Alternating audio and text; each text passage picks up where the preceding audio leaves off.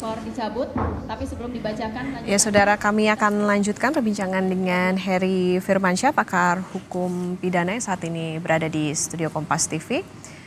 Pak Heri, itu tadi menarik juga ya Pak, berbicara soal bagaimana dari pihak kuasa hukum Sakatata meminta ada orang-orang yang dihadirkan dalam PK, misalnya polisi yang tadi olah TKP, kemudian juga dari pihak Sakatata kan juga minta Ibtu Rudiana bisa hadir begitu. Seberapa kuat ini nantinya juga bisa akan menambah ataupun juga kalau misalnya mereka tidak hadir, ya bagaimana untuk pengaruh terhadap hakim yang mengadili di lanjutan PK ini? Dalam konteks mengejar kebenaran material bisa dipahami. Dalam konteks kapasitas sebagai seorang penasihat hukum, karena saya juga lawyer ya. Jadi saya bisa memahami juga. Ini ingin membuktikan yang sebaliknya, kemudian menggugat kembali apa yang sudah terjadi. Karena posisinya ya paling ya tidak ada resiko sama sekali bagi PH, bagi Sakatatal untuk melakukan hal itu. Tinggal bagaimana hakim kemudian menilai apakah itu akan dilakukan atau tidak dilakukan kan. Karena tadi ini tinggal bicara penerapan hukumnya saja. Nah masalahnya kebenaran materialnya agak tertinggal di belakang ini.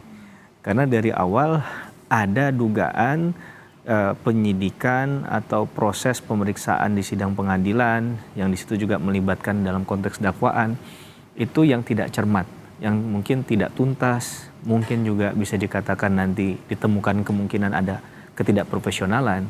Jadi ini yang menjadi polemik dalam persoalan ini sehingga kita tidak bisa menyimpulkan langsung ini benar apa salah. Karena bukti-bukti saintifiknya itu yang seharusnya didengarkan, yang kita lihat agar kita bisa menilai itu. Contohnya yang tadi kita sudah bahas, CCTV nggak ada, kalau ada pemerkosaan ada nggak yang berkaitan dengan teknis untuk membuktikan itu juga dilakukan sesuai prosedural. Nah jangan-jangan tadi ya ada kemalasan, ada ya shortcut aja, pengen cepat, akhirnya nggak selamat di ujungnya. Padahal prinsip dalam menerapkan pidana ini adalah prinsip kehati-hatian dan prinsip kesetaraan juga. Kesetaraan tadi yang mungkin yang dimaksudkan oleh tim kuasa hukum, apakah ada diberikan ruang yang cukup untuk menyampaikan gitu. Ya kita nggak tahu kejadian di 2016 ya, apa yang kemudian terjadi di sana, apa yang kemudian seharusnya juga dilakukan pada saat itu. Karena saya juga sempat dengar curhatnya dari ibu yang jadi kuasa hukum tadi itu ya. Dia bilang itu yang tidak terjadi di 2016, perhatian dan lain sebagainya. Bahwa memperjuangkan keadilan kadang nggak perlu banyak orang juga. Sendiri juga walaupun langit runtuh ya harus ditegakkan keadilan dengan cara kita tadi kan untuk memaksimalkan peran tadi. Jadi jangan sampai ada pemikiran juga bahwa kalau kita mau menegakkan keadilan memang harus viral. Nah ini kan yang salah sebenarnya. Kalau tidak viral berarti dia nggak dapat keadilan, begitu. Ini kan juga jadi kalau pemikiran konsepnya kita terima terus, akhirnya hanya segelintir orang yang bisa mendapatkan akses keadilan. Karena dia bisa viral, karena dia mungkin selebgram atau dia artis dan lain sebagainya. Tapi kalau yang lain berarti belum tentu dapat keadilan. Nah ini satu sisi baik untuk pengawalan penegakan hukum, tapi di sisi yang lain juga menurut saya juga menjadi tidak tepat untuk selalu kita agung-agungkan ya, no viral no justice. Agar belum tentu yang viral itu juga kan secara bukti material benar. Nah maka kita mulai berhukum yang baik deh. Bagaimana cara penegakan hukum itu yang bermartabat, yang bermarwah untuk menjaga marwah penegakan hukum itu sendiri. Dan kebenaran bisa dari masing-masing versi. Tapi sesungguhnya kebenaran itu, saya baca buku filsafat hukum, saya yang pahami adalah kebenaran itu sendiri. Dia tidak boleh dikurang-kurangi, tidak boleh ditambahi. Nah itulah yang kemudian ingin digali dalam satu proses penegakan hukum pidana. Oke, baik. Nanti kita lanjutkan kembali Pak Heri, dan saat ini saudara visual yang Anda saksikan adalah Sakatatal. Ini sudah bersama dengan tim kuasa hukumnya jelang mengikuti sidang lanjutan PK.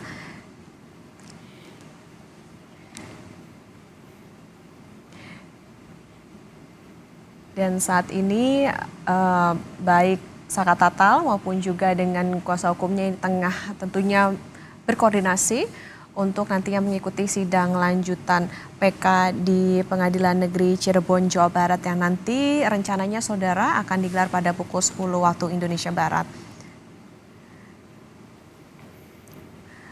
Dan eh, kuasa hukum dari Saka Tatal ini tidak hanya dari Cirebon, Jawa Barat saja saudara, tapi juga ada yang memang saat ini sedang berada di perjalanan dari Jakarta menuju ke Cirebon untuk nantinya mengikuti sidang. Dan nanti yang akan dijalani begitu atau diikuti oleh Saka Tatal di Pengadilan Negeri Cirebon adalah mendengar jawaban dari termohon setelah sebelumnya ini dari pihak Saka Tatal sudah mengajukan juga beberapa bukti baru atau novum dan juga daftar ahli begitu untuk nantinya menjadi pertimbangan bagi hakim dan tentunya diharapkan bisa mempengaruhi bagaimana putusan di Mahkamah Agung nanti terkait dengan permintaan atau juga harapan dari Saka Tatal untuk membersihkan nama baiknya karena sebelumnya ia dihukum begitu karena dijerat dengan hukuman karena terlibat dalam pembunuhan Vina dan juga Eki. Untuk memantau seperti apa situasi di sana sudah bersama dengan kami jurnalis Kompas TV Muhammad Syahri Romdon. Syahri, bisa gambarkan kepada kami seperti apa situasi di sana, apa yang saat ini tengah dilakukan oleh Saka Tatal dan juga tim kuasa hukumnya? Ya baik Okta di studio, selamat pagi saudara. Saat ini Saka Tatal bersama beberapa tim kuasa hukumnya sudah berkumpul di salah satu hotel di kota Cirebon. Mereka sedang menunggu tangan dari tim kuasa hukum lainnya untuk bersama-sama berangkat menuju Pengadilan Negeri Kota Cirebon. Seperti diketahui pada hari ini agenda mereka pada hari ini adalah untuk mendengarkan jawaban atau tanggapan dari jaksa penuntut umum. Kemudian mereka juga tentunya akan menghadiri Pengadilan Negeri Kota Cirebon ini sesuai dengan jadwal yang telah ditetapkan oleh hakim. Sejauh ini sidang PK yang dilakukan Saka Tatal ini merupakan agenda yang kedua setelah pertama menyampaikan memori PK yang berlangsung pada Rabu 24 Juli kemarin. Mereka mengajukan dua kali pembacaan memori PK. Memori PK yang pertama diajukan berjumlah 20 lembar. Kemudian juga di skors istirahat 1 jam dan dilanjutkan dengan penambahan pembacaan memori tambahan yang berjumlah 17 lembar.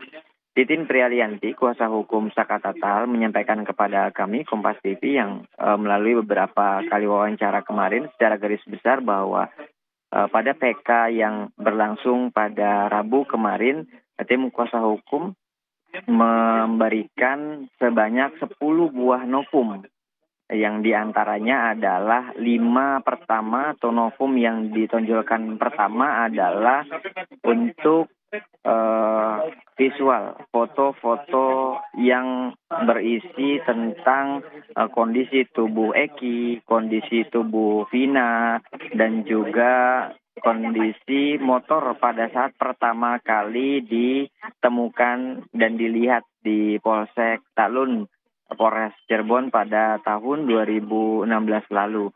Novum-novum tersebut diserahkan kepada Pengadilan Negeri Kota Cirebon untuk menjadi bahan pertimbangan agar diajukan dan dapat dikabulkan oleh majelis hakim, tentunya melalui beberapa pertimbangan-pertimbangan, dan yang akan nanti memutuskan adalah Mahkamah Agung. Tidak hanya 5 bukti visual atau foto tersebut, ada beberapa pengakuan-pengakuan, pernyataan-pernyataan beberapa pihak yang menguatkan tidak adanya keterlibatan Saka Tatal dalam pembunuhan yang dituduhkan oleh kepolisian dan diinkrahkan dalam sidang tahun 2016 lalu. Okta. Syahri, di dekat Anda ini ada kuasa hukum dari Saka Tatal. Apakah bisa ditanyakan langsung terkait dengan apa persiapan dan lain-lainnya kepada tim kuasa hukum? Di sana juga kami lihat ada Ibu Titin Prialianti. Ya, ini adalah salah satu kuasa hukum dari Saka Tatal, Mas Haris Riswanto.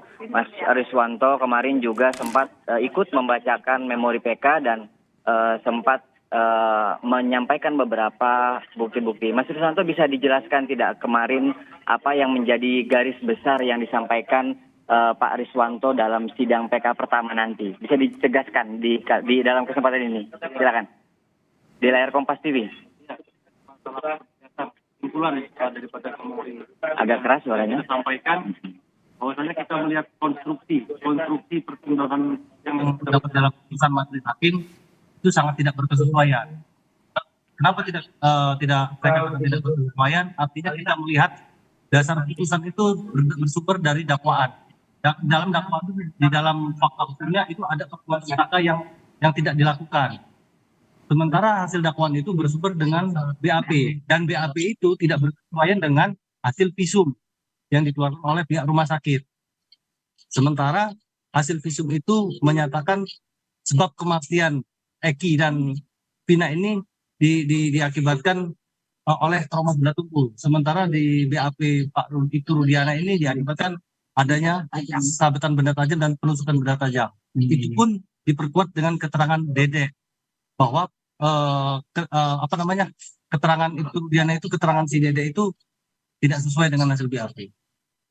Lalu ada korelasinya tidak dengan novum yang kemarin disampaikan? Ada. Jelaskan secara detail. Yang pertama, kenapa kita ajukan novum seperti gambar-gambar visual foto Vina itu menunjukkan bahwasanya akibat kematian Eki dan Vina itu tidak disebabkan oleh adanya benda tusukan atau sabetan benda tajam apa yang disesuaikan dengan yang dituangkan dalam BAP milik. Sementara tadi lewat. Kita keluar tim dari Jakarta sudah datang. Tim dari Jakarta sudah datang.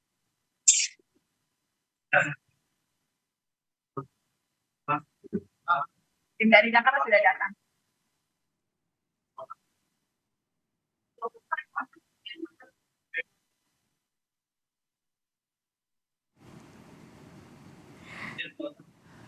Ya, Syahri, silakan dilanjutkan dengan laporan Anda. Seperti apa saat ini tim pengacara dari Jakarta sudah datang?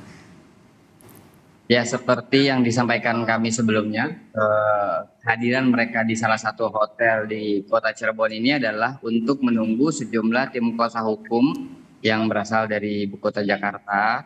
Dan setelah kumpul seluruhnya, mereka akan bergerak bersama ke Pengadilan Negeri Kota Cirebon.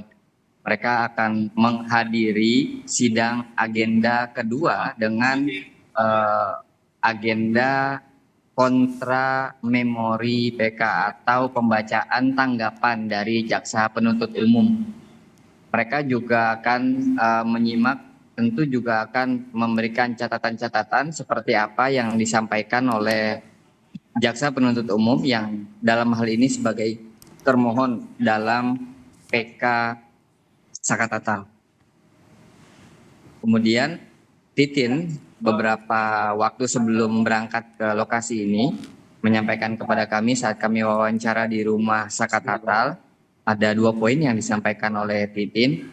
Pertama, pihaknya akan menghadirkan 4 orang saksi di luar saksi ahli atau di luar ahli yang akan dihadirkan rencananya oleh tim kuasa hukum. 4 ahli tersebut berasal dari warga dan juga beberapa pihak terkait. Salah satunya adalah yang saat ini sedang diupayakan untuk meminta kepada majelis hakim menghadirkan sejumlah anggota kepolisian yang sempat melakukan olah TKP di tahun 2016 lalu. Di mana di sana terdapat beberapa keterangan-keterangan bahwa memang Vina dan juga Eki ditemukan di jembatan layang dengan beberapa luka dan juga ada temuan kendaraan sepeda motor dan juga barang-barang atau kepemilikan Eki dan juga Vina lainnya. Ini tentu dimaksudkan oleh Titin untuk mengkelirkan, untuk membuat terang benderang apa yang terjadi di tahun 2016 lalu.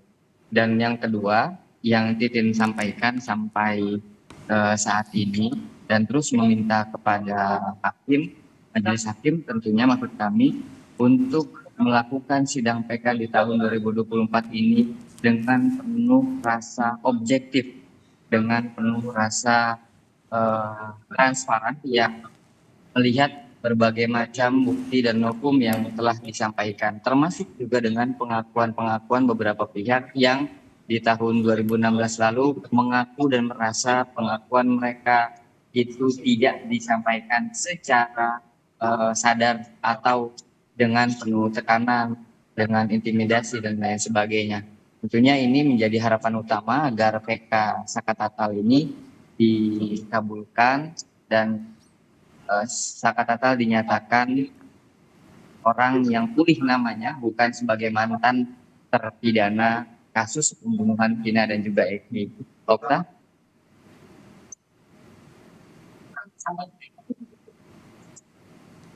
Okta?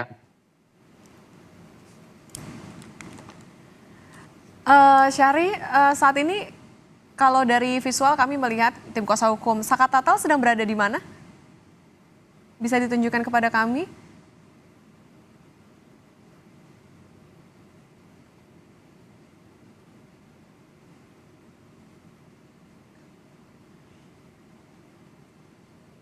Ya.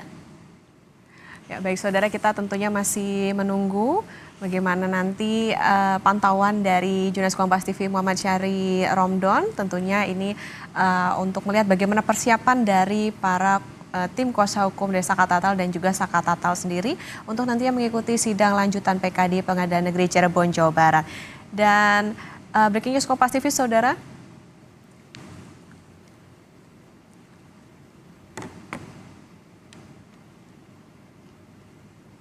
Ya, Syahri.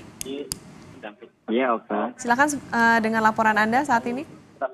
Siap. Okta, kami tadi sempat bertemu dengan Sakatatal dan ini menariknya Sakatatal itu sempat melihat tadi teman-temannya membawa kaos ya Saka ya.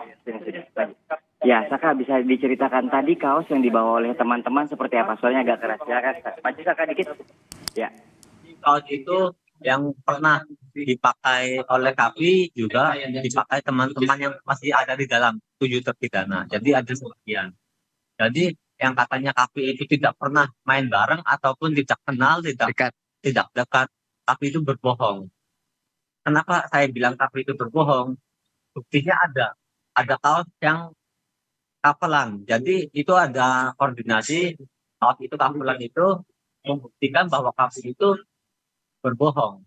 Kalau orang kaos kapelan itu nggak ada ngobrol-ngobrol sama yang lainnya. Dan kaos itu juga belinya pakai uang sendiri, bukan pakai uang orang lain. Itu menunjukkan ya bahwa Kavi dan terpidana terutama Hadi ya, itu teman dekat dari kecil. Dan Saka pernah sempat kenal Kavi pada saat itu. Jadi kalau dari Saka pribadi bukannya Saka nggak kenal, jadi Saka hanya tahu nama dan Saka tahu orangnya. Jadi tahu kenal dekat Saka enggak. Jadi Saka itu jarang main. Karena usianya juga berbeda pada saat itu. Berbeda jauh. Oke, lalu harapannya bila di depan Saka ada Kavi, apa yang ingin Saka sampaikan ke Kavi? Ya kalau ketemu Kavi, Saka minta tolong. Ngomong tuh yang jujur, nggak harus ngapain bohong-bohong. Percuma orang bohong tuh lama-lama juga yang dampak itu badan sendiri, bukan ke orang lain. Yang ada tuh pikiran nggak tenang, tidur nggak tenang. Lebih baik jujur daripada menutupi kebohongan. Saka yakin tidak PK ini akan dikabulkan oleh majelis hakim? Insya Allah Saka yakin, 100% yakin. Bila nantinya majelis hakim mengabulkan PK Sakatatal dan itu akan dijadikan hukum untuk 7 terpidana lainnya, apakah Saka siap untuk menjadi saksi 7 terpidana lainnya? Insya Allah Saka siap dan Saka juga meyakini 7 terpidana itu tidak pernah melakukan apa yang dituduhkan.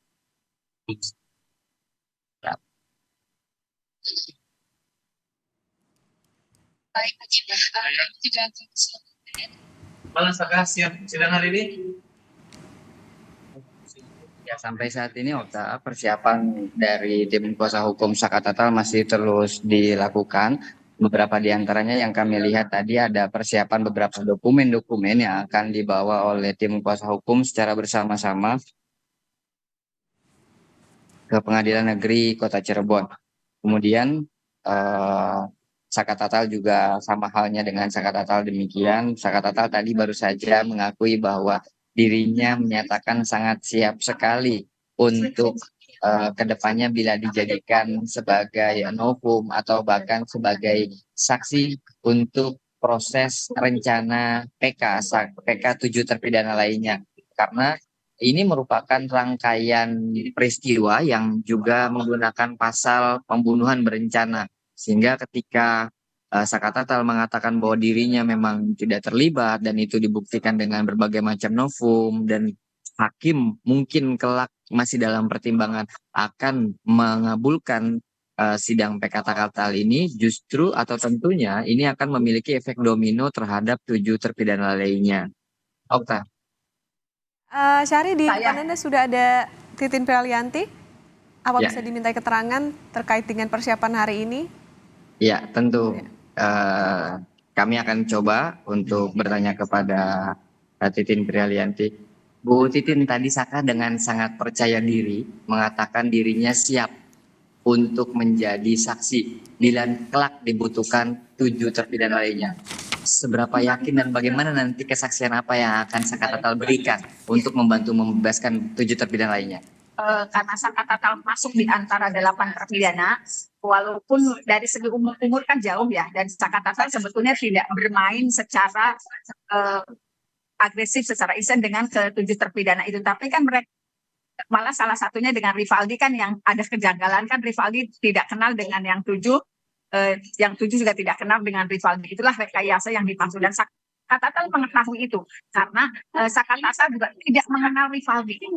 Tetapi Saka Tatal mengenal yang lainnya karena memang satu kampung. Nah, dengan keberanian Saka Tatal yang ingin memberikan kesaksian itu karena dia juga merasakan apa yang terjadi di Polres Cirebon Kota, apa yang terjadi di Polda. Bahkan saya sedikit demi sedikit juga Saka Tatal melihat penganiayaan itu terhadap yang dilakukan kepada yang 7 terpidana itu juga kan sedikit-sedikit baru sekarang ini. Kalau dulu kan dia hanya mengemukakan apa yang dia rasakan, apa yang dia terima. Tetapi ternyata dia mengatakan saya melihat busi ini dibeginikan, saya melihat busi ini dibegitukan. Jadi Saka Tatal pada akhirnya mengungkapkan secara pelan-pelan. Tetapi untuk menjadi saksi dalam 7 terpidana karena memang Saka Tatal kan dalam lindungan LPSK. Nanti kami harus mengajukan permohonan lagi karena LPSK melindungi Saka itu waktunya 6 bulan dari sekarang.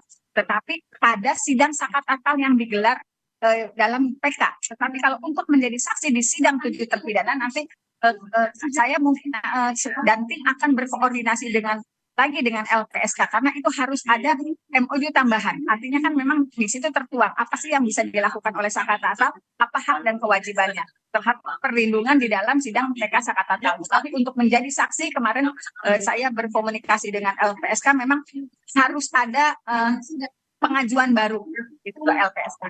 Nanti silahkan dikonfirmasi ke LPSK apabila sudah menjadi saksi. Ya, baik Okta. Rupanya tim kuasa hukum setelah selesai melakukan koordinasi, mereka siap dan langsung berangkat menuju Pengadilan Negeri Kota Cirebon. Ini Bang, Mas Indra, di situ Mas Indra. Dari Anyus. Iya. Baik. Ya, baik Syahri, terima kasih atas laporan Anda dari Cirebon, Jawa Barat. Tentunya kita akan nantikan seperti apa update atau informasi terbaru dari Anda dalam perjalanan Saka Tatal menuju ke Pengadilan Negeri Cirebon, Jawa Barat. Terima kasih Syahri. Saudara, breaking news Kompas TV terkait dengan sidang lanjutan PK Saka Tatal akan kami lanjutkan usai jeda. Tetap bersama kami.